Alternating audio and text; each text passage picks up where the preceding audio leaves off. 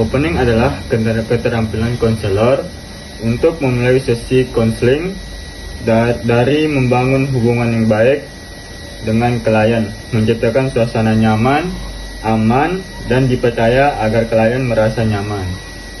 Attending atau perhatian. Ini tentang bagaimana kita menunjukkan rasa hormat dan perhatian kita kepada klien. Tujuannya sederhana, agar klien merasa dihargai, nyaman, dan terbuka untuk berbicara.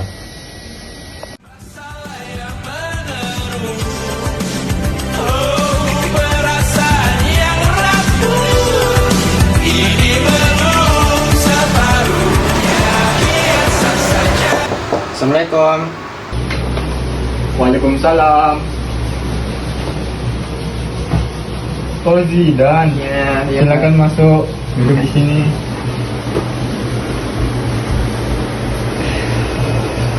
Apa kabar kan? Alhamdulillah baik Pak. Kemarin saya dengar kamu juara 1 Mobile Legends. Oh iya benar banget Pak. Wih, keren banget. Berapa lama latihannya?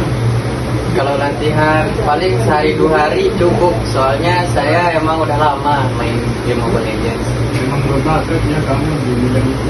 Iya Pak, makasih.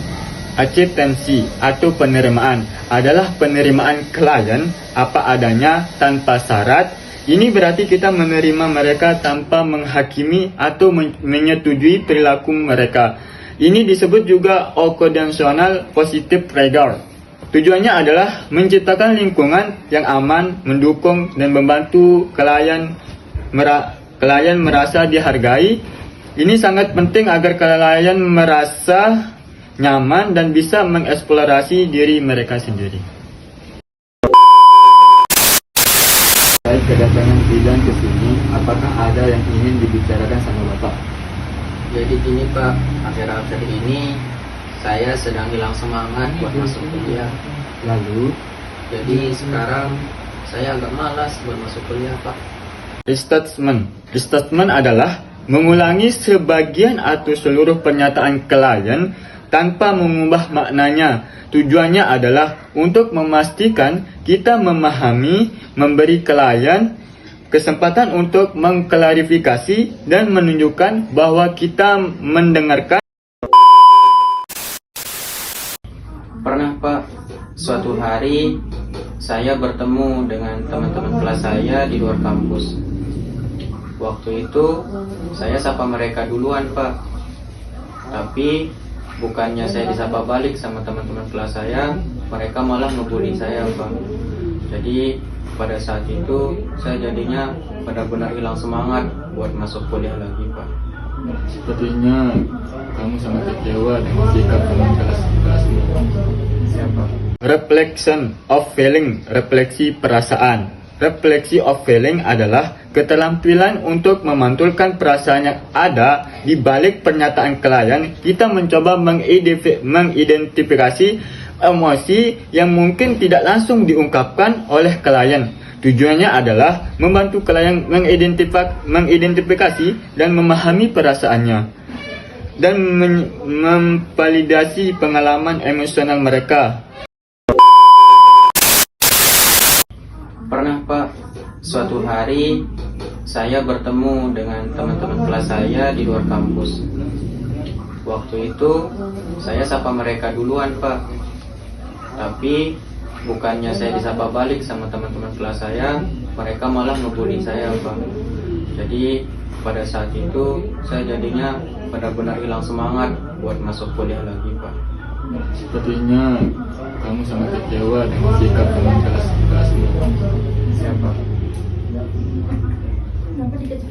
Clarification atau klarifikasi adalah keterampilan untuk memperjelas dan merangkum pernyataan klien. Kita mencoba menangkap makna dari apa yang klien katakan dan menyatakannya kembali dengan kata-kata yang berbeda.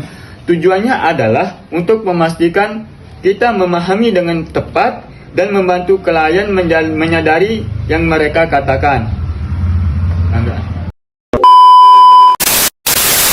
Saya males Pak negur dan sapa teman-teman kelas saya duluan. Karena sudah berkali-kali saya tuh mencoba buat sapa dan negur teman-teman kelas saya, tapi selalu aja mereka itu berpura-pura tidak mendengarkan suara saya. Padahal itu suara saya sudah nyaring Pak. Nah, makanya itu dah Pak. Pada intinya kamu tidak mau menyapa duluan karena sering diajarkan. Structuring adalah mengatur proses konseling. Ini membantu kita dan klien tetap fokus dan efisien. Time limit menentukan batas waktu untuk konseling. Biasanya yang menit dipakai itu 45 sampai 60 menit. Awal dari akhir pertemuan, menjelaskan apa yang akan terjadi di awal dan bagaimana sesi akan diakhiri. Saya punya masalah Pak sama teman-teman kelas saya. Saya ingin bercerita sama Bapak. Bagus sekali, Zidan mau bercerita masalah dengan Bapak. Tetapi Bapak punya waktu sampai jam 10 karena Bapak mau pergi rapat. Jadi marilah gunakan waktu sebaik mungkin. Sebenarnya Pak, Zidan tidak perlu khawatir, apa yang Zidan ceritakan sama Bapak bakalan jadi rahasia kita berdua. Jadi apa yang Zidan bicarakan hanya kita berdua yang tahu. Bapak jamin tidak ada cerita yang bocor ke orang lain. selain masalah dengan teman-teman kelas, saya juga sulit berkonsentrasi di dalam kelas Pak. Jadi saat ujian berlangsung, saya itu susah gitu mengerjakan ujian itu dengan baik Pak. Terus lagi saya juga susah bergaul dengan lawan jenis Pak. Gimana ya Pak caranya biar kita bisa beradaptasi dengan lingkungan baru? Dari masalah Zidan yang Zidan ceritakan, terdapat 4 masalah teman, masalah penyelesaian diri, masalah konsentrasi belajar, masalah bergaul dengan lawan jenis. Nah, masalah yang keempat, masalah ini mana Zidan yang mau selesaikan terlebih dahulu. Lead atau memimpin. Lead adalah mengarahkan klien melalui pertanyaan. Kita menggunakan pertanyaan untuk memandu mereka dalam proses konseling. Jenis pertanyaan. Pertanyaan tertutup. Jawaban singkat iya atau tidak. Pertanyaan terbuka mendorong eksplorasi. Contoh, coba ceritakan apa yang Anda rasakan. Pernah Pak, waktu itu saya berantem sama teman kelas saya. Ada Pak namanya Radit. Itu kejadiannya seminggu yang lalu. Coba ceritakan bagaimana kejadiannya itu. Saat kamu bertengkar sama siapa aja di sana? Kamu berdua aja Pak sama Radit. Silent atau keheningan. Silent atau keheningan adalah menggunakan keheningan secara efektif. Ini bisa terjadi ketika kita dan klien diam dalam percakapan. Penyebabnya bisa macam-macam. Klien kehabisan energi, tidak tahu apa yang harus dikatakan, atau bahkan karena resistensi pada konselor. Tujuannya adalah memberi waktu untuk refleksi atau memfasilitasi eksplorasi. Kita tidak selalu harus mengisi setiap jeda dengan kata-kata. Selama ini Pak, saya diam. Ketika bapak saya itu selalu dia pukul saya Pak. Tapi ibu saya tuh selalu bilang sama saya, kalau jadi anak itu harus patuh sama bapak. Tapi itu dulu Pak. Kalau sekarang sudah benci sama bapak saya Pak. Bahkan sekarang itu pengen bapak sama ibu saya itu bercerai. Amin. Reassurance atau penegasan. Reassurance adalah memberikan dukungan dan penguatan pada klien. Ada beberapa jenis, ada 3 jenis. Penjelasan restoration mendukung rencana tindakan positif di masa depan. Yang kedua, validation restoration memberikan penguatan berdasarkan keberhasilan masa lalu. Ketiga, factual restoration menawarkan dukungan berdasarkan pengalaman bersama. Penting untuk memberikan dukungan yang tepat pada waktu yang tepat. Nilai semester ini sangat mengecewakan, Pak. Karena saya sadar, Pak, saya itu malas belajar orangnya. Tapi saya janji, Pak, mulai nanti malam saya akan terus belajar, Pak. Dan sampai seterusnya, walaupun nggak ada ujian atau ulangan, saya akan tetap belajar kok, Pak. Biar nilai saya tetap bagus. Bagus sekali, Zidan. Jika kalau kamu tetap belajar nanti malam dan terus belajar walaupun tidak ada semester, Bapak mustahil nilai kamu tidak seburuk yang sekarang dan menjadi lebih baik semester yang akan datang. Rejection itu teknik yang digunakan konselor untuk melarang konseling melakukan rencana-rencana yang negatif yang akan membahayakan dirinya atau membahayakan orang lain. Kemarin teman kelas saya bernama Radit menghampiri saya, Pak. Dia bilang sama saya, Pak, kalau dia itu udah nggak mau lagi temenan sama saya, Pak. Di situ sakit sekali hati saya, Pak. Jahat sekali dia sama saya, Pak. Dia tuh mikir cuman dia mungkin teman saya, Pak. Nah, makanya di situ, Pak, saya tuh ada niat, Pak, mau buat Radit gak punya teman sama sekali di kampus, Pak. Coba kamu pikir matang-matang sebelum melakukan hal itu. Iya, Pak.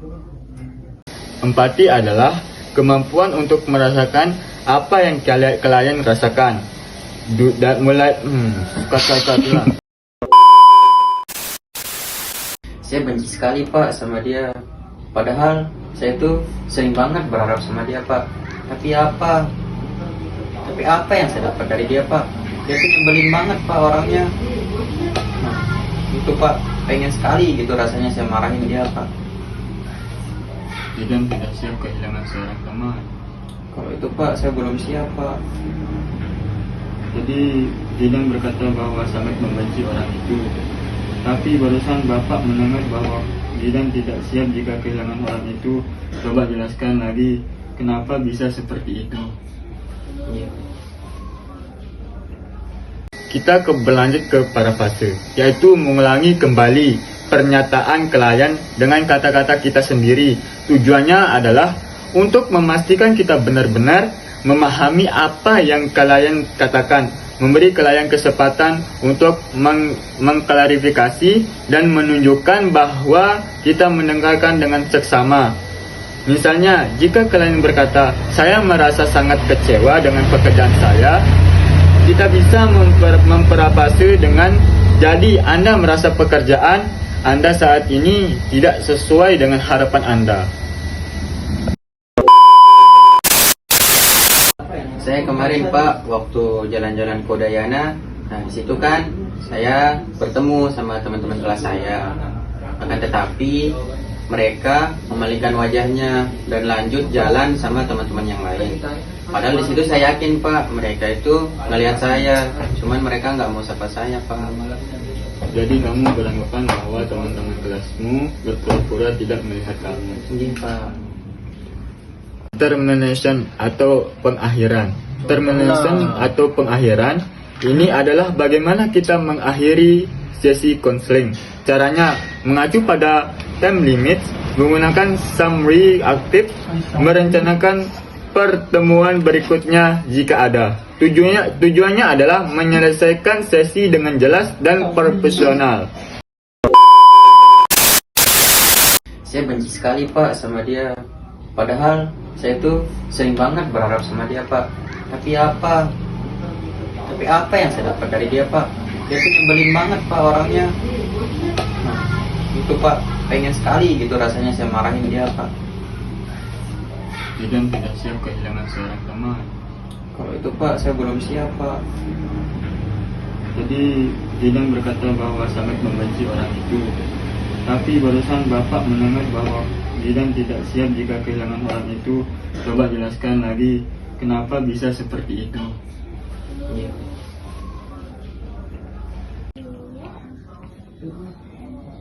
Baiklah Zidan, sekarang waktu menunjukkan jam 10. Sesuai kesepakatan kita tadi bahwa pertemuan kita hari ini kita akhiri pukul 10. Marilah kita akhiri konseling ini dan mari kita lanjutkan minggu depan. Kalau Zidan berkenan. Iya, Pak.